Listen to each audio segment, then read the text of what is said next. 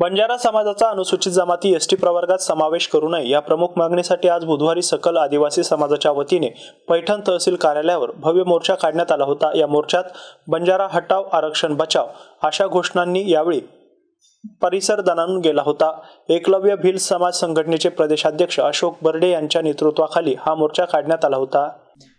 यावेळी तहसीलदार यांना दिलेल्या निवेदनात म्हटले आहे की बंजारा समाजाचा समावेश अनुसूचित जमाती एसटी प्रवर्गात करू नये, यामुळे आदिवासी समाजावर अन्याय होणार असून त्यांचे हक्क अधिकार हिरवले जाणार आहे। त्यामुळे आदिवासी समाजाला पूर्वीप्रमाणे हातभट्टीचा व्यवसायाकडे वळावे लागेल। यासाठी आज प्रतिकात्मकरित्या पैठण शहरातील छत्रपती शिवाजी महाराज चौक येथून हातभट्टी मोर्चा काढण्यात आल्याचं एकलव्य भिल्ल समाज संघटनेचे प्रदेशाध्यक्ष अशोक बर्डे यांनी सांगितलंय। पैठण छत्रपती शिवाजी महाराज चौकातून मोर्चाला सुरुवात झाली होती। बस स्टँड मार्गे तहसील कार्यालयापर्यंत हा मोर्चा काढण्यात आला होता। यावेळी जोरदार घोषणाबाजी करण्यात आली आहे। आदिवासी पारंपरिक वेशभूषा परिधान करून या मोर्चात तरुण सहभागी झाले होते। यावेळी विजय पवार, बर्डे, चंद्रकांत घोडके, अरुण बोडले, छबू भोसले, गंगाधर शिंदे, राजू चव्हाण यांच्यासह मोठ्या संख्येने आदिवासी भिल्ल समाजातील महिला, युवक या मोर्चात सहभागी झाले होते।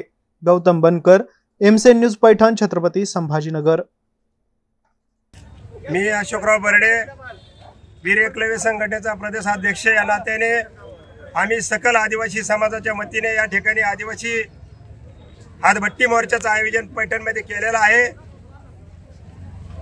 आणि हा मोर्चा आम्ही लोकशाही मार्गाने तहसील कार्यालयाला आज धडकलेला आहे।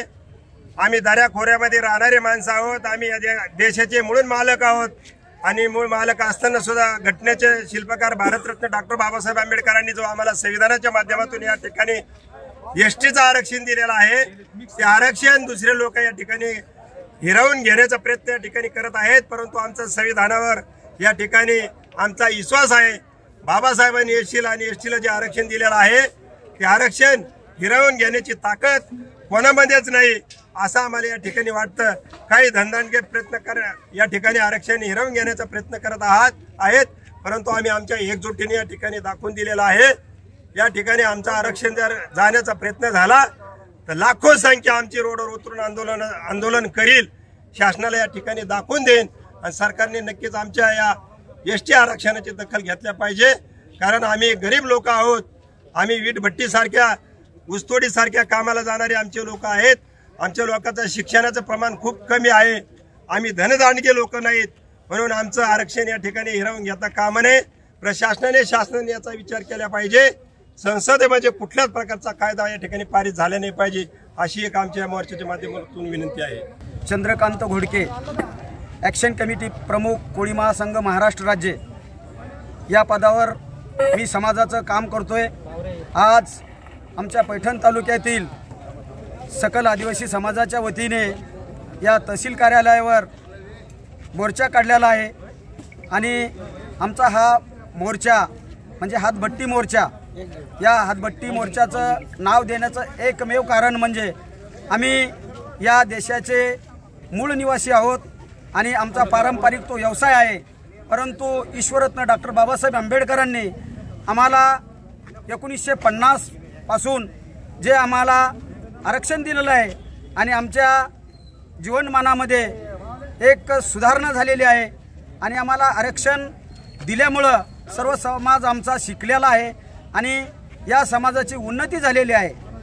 तर या आरक्षणावर काही समाज घटक आता आमच्याकडे येण्याचे प्रयत्न करत आहेत। त्या समाज घटकाला आमच्यामध्ये न येऊन देण्याचं आमचं एक मुख्य हे मोर्चाचा उद्देश आहे। मी गंगाधर शिंदे, कोळी महासंघ जिल्हा अध्यक्ष।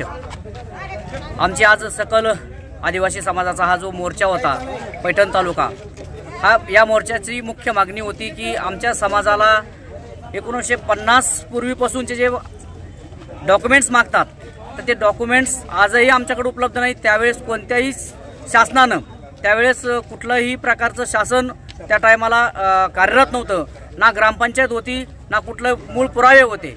तर ते पुरावे आता मला कुठेही मिळत नाहीत आणि ती अट असल्यामुळं आमच्या सर्व आदिवासी समाजांना कास्ट सर्टिफिकेट काढण्यासाठी आणि व्हॅलिडिटी करण्यासाठी खूप काही मोठी अडचण येते आणि ती अडचण दूर व्हावी ही आमची शासनाला सर्व पहिली मागणी आहे आणि ती मागणी आमची मान्य झालीच पाहिजे आणि ती मागणी आमची जोपर्यंत होत नाही तोपर्यंत आम्हाला खरा न्याय मिळणार नाही। आणि आपण स्वतंत्र झालो म्हणतो, तर आम्ही जरी स्वतंत्र मिळालं असलं तर आमचा हा समाज स्वतंत्र झालेला नाही। जोपर्यंत आमचा समाज स्वतंत्र होत नाही तोपर्यंत आमचं आरक्षण सुद्धा आम्हाला मिळालेलं नाही। आमचं आरक्षण काय आहे आणि हे आरक्षण फक्त 1-2 लोकांना मिळून आरक्षण मिळालं असं आपण ठरवतो, पण सरकारला माझी विनंती आहे की आपण जोपर्यंत माझा सर्व समाज हा आरक्षित होत नाही तोपर्यंत आरक्षण हे आम्हाला टिकलं पाहिजे आणि आरक्षण आमच्या ह्या हक्काचं आहे। डॉक्टर बाबासाहेब आंबेडकरांनी आरक्षण आम्हाला घटनेत दिलेलं आहे आणि त्या आरक्षणाची अंमलबजावणी आमच्या सर्व समाज बांधवांपर्यंत व्हायला पाहिजे। आम्हाला कास्ट सर्टिफिकेट मिळाले पाहिजेत, ही आमची प्रमुख मागणी आहे।